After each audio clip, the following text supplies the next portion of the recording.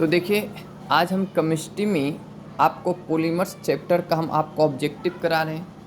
अगर आप ये ऑब्जेक्टिव पढ़ के जाते हैं तो यकीनन मानिए कि इससे कम से कम 2 क्वेश्चन आपको ज़रूर आएंगे 2023 के 12th के पेपर में।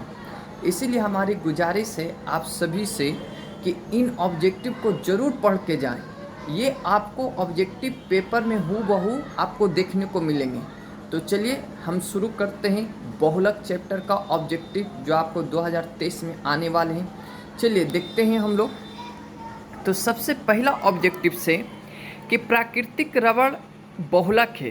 किसका बहुलक है? तो हमने बताया था कि प्राकृतिक रबड़ जो है आइसोप्रीन का बहुलक होता है। आइसोप्रीन के इन मोनोमर्स को लेकर जब हम आपस में बहुलीकरण करते हैं तो हमें पॉली आइसोप्रीन का प्राप्तिकरण हुआ था, और इसी पॉली आइसोप्रीन को हम लोग हमेशा क्या कह रहे थे? प्राकृतिक रबड़ कह रहे थे। क्वेश्चन नंबर दूसरे पे ध्यान दीजिएगा। पॉलीविनाइल क्लोराइड किसका बहुलक है? मतलब है कि पॉलीविनाइल क्लोराइड किसका बहुलक आपसे पूछ रहा, तो आप वहाँ से पॉली हटा दीजिए और क्या बच रहा? Vinyl chloride. तो मतलब है कि ये विनाइल क्लोराइड का एक बहुलक है, और विनाइल क्लोराइड क्या है? एक प्रकार के हमारा मोनोमर्स हैं। तीसरा नंबर देखिए, नियोप्रीन रबड़ किससे प्राप्त किया जाता है? तो ये हमेशा क्लोरोप्रीन से प्राप्त किया जाता है। किससे प्राप्त किया जाता है? क्लोरोप्रीन से। क्वेश्चन नंबर चौथा आप देखें, कैप्रोलैक्टम किसका मोनोमर्स है?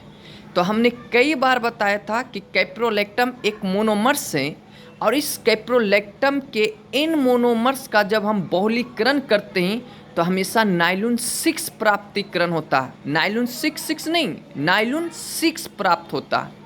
क्वेश्चन नंबर 5वां ध्यान से देखें, हेक्सामिथिलीन डाइएमीन और एडिपिक एसिड किसका बहुलक है?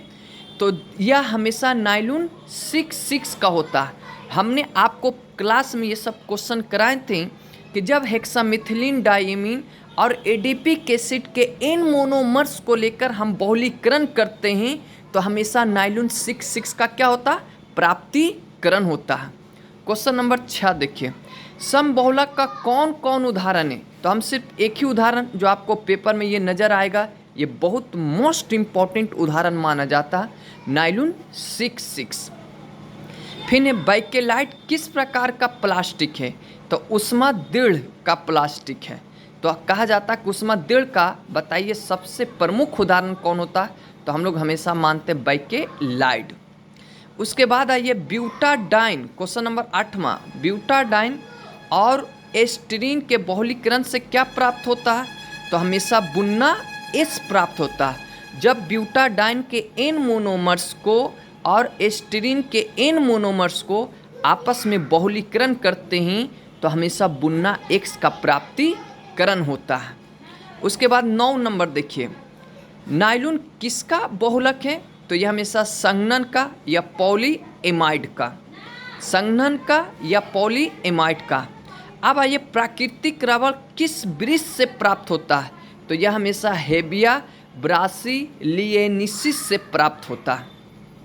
उसके बाद आप देखिए क्वेश्चन नंबर 11, टेफ्लॉन, पॉलीएस्टीरीन तथा नियोप्रीन ये सभी किस प्रकार के बहुलक हैं? तो यह एक एडिशन पॉलीमर्स होता है जिसको हम लोग हिंदी में कहते हैं समबहुलक। उसके बाद है फेरिलॉन क्या है? तो यह एक प्रकार का नाइलून होता है। नेचुरल रबड़ का पीडीआई का मान कितना होता है? तो हमेशा 1 होता है। तो हमेशा याद रखिए कि यदि आप ये सभी क्वेश्चन पढ़ के जाते हैं तो इससे कम से कम 3 से 4 क्वेश्चन आपके पेपर में देखने को मिलेंगे। तो आप इनका स्क्रीनशॉट भी ले सकते हैं, इन सभी ऑब्जेक्टिव का आप नोट्स भी बना सकते हैं। तो ठीक है, हम फिर अगले वीडियो में केमिस्ट्री का कोई नई टॉपिक लेकर आते हैं। तब तक के लिए जय हिंद।